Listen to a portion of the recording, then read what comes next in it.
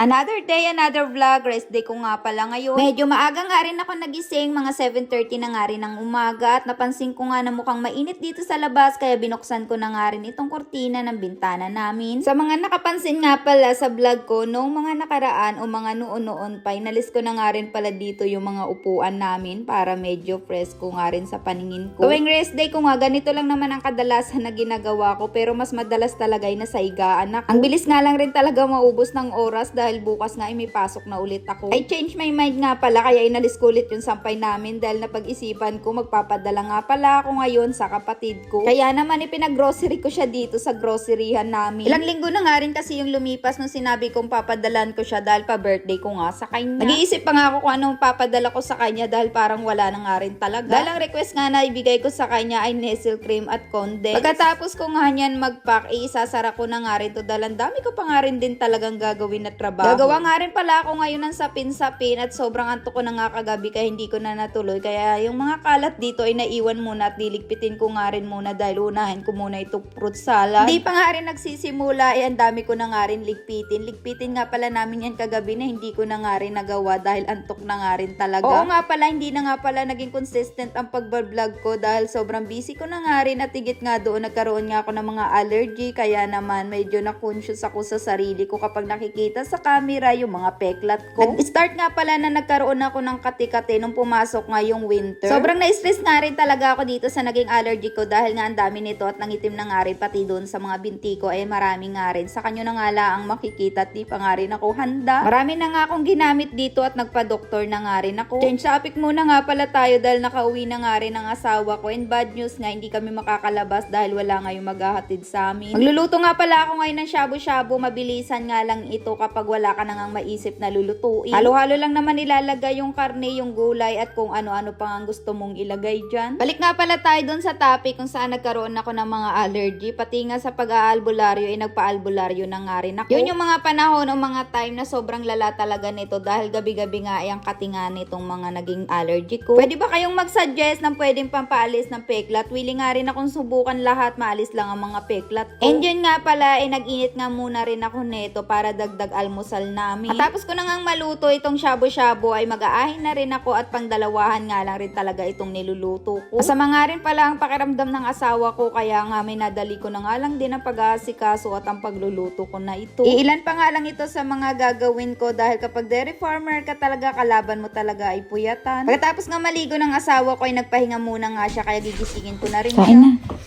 Wala na, munta ko. Kain na. Dali na para makainom kong gamot. Kakain na nga rin muna pala kami at salamat nga rin pala sa patuloy na sumusuporta sa pagbablog ko.